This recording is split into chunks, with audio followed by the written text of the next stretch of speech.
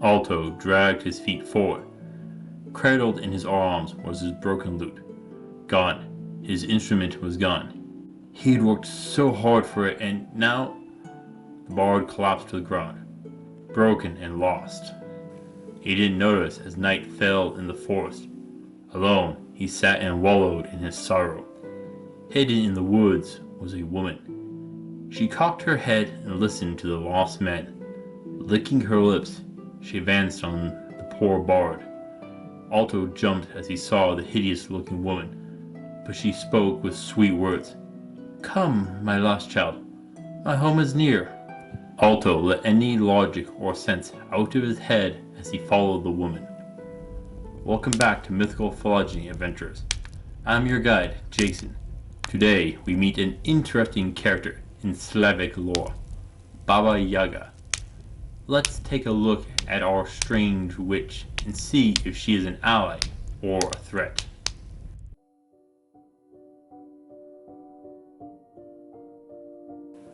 Baba Yaga, no, not that Baba Yaga, but that one might be safer to be around. Baba Yaga is a witch or ogress in Slavic lore. She is said to either be hideous in appearance or a young woman depending on the tale, of which there are over 1,000. Sometimes she'll be one woman, and in others a set of 3 sisters. All of them are called Baba Yaga. In these stories, she is played both the villain and a guide. Usually her hair is messy and has a large nose, but she is known to change her shape and travels quickly. She can go from one side of her home to the other instantly by stretching out. She has been said to kidnap, cook, and eat children, often used by parents to get children to behave. She even flies along with the Grim Reaper and will eat the freshly cold souls. Yet if she meets you traveling the roads, she may offer you some tasks to complete and will reward you. A few interactions paint her as a fairy godmother, rescuing children in danger. Though when she grants a wish, there can be a twist, an unwanted sinister turn. You want your freedom, but will turn you into a toad, for example. She lives in a house in the forest, but her house has chicken legs, which can lift up and walk through the forest without any difficulty. The house sees with eyes, which are the windows. Around her house is a fence, one made with bones. Each post is topped with a human skull. Often, a flock of black swans are found at her home. When she does leave her house, she flies, not with a broom, but a mortar and pestle. These are usually used to grind herbs into powder for medicine. Her mortar is big enough to hold her while she uses the pestle like an oar to steer. There is a lot to her. Fickle, she marches to her own tune, doing as she chooses. So what can we learn of the Baba Yaga? Let's look at why there are up to 3 of them at a time. The most likely answer is the Baba Yaga is a coven of witches, or their species. If a coven, then they all would identify by the title. If a race, then also simple. But the real question is in their true form, and this is impossible to know. She switches between the old woman and the young woman at will. We can confirm her shapeshifting from the comments about her crossing her house by stretching out. Her form is flu-like, and will take the form that she chooses. This does bring up an issue regarding the topic from before. The 3 Baba Yaga could also be 3 facets of a single entity, each fragment of her holding different thoughts and emotions, making her internal dialogue external. Which sounds more likely to you? 3 of one creature, or one that turned into 3? Next, let's look at her mortar and pestle. A mortar is a cup, usually made of stone, wood, or metal. Making one big enough to fit a grown woman would be simple. Just a cauldron of sorts. But the pestle is a different story. She uses it like an oar, but an oar is flat to help push the water. But a pestle is round, shaped like a thick club. No, she has to be both lifting her mortar with magic and more magic with the pestle for directing her movements. Let's look at her mobile home next. A chicken-legged house. Yep, I am serious. There are a few options here. One, the house, like the owner, is a shapeshifter. That could explain how it can easily get through a forest without difficulty, despite its size. But that isn't necessary. The legs can tuck underneath the structure when on the ground. As for the window eyes, the lenses is already clear. So we just need to do the same with the retina, the back of the eye. This could mean reducing the vision quality, but supplemented by size and the number of eyes. Though organ locations are an issue, maybe there is a room which holds them all. If I ever get into her house, maybe I'll look about, assuming that Baba Yaga lets me. So, is Baba Yaga evil? She is friends with death, but death isn't in and of itself actually evil. Wouldn't you agree? So, is she evil? She does help people. Sure, they don't always get it in the way they want and may wish to go back to their old ways. Why? To teach a lesson? What about when they go on their own way? To make them stronger? Doesn't that help people? What about when she eats children?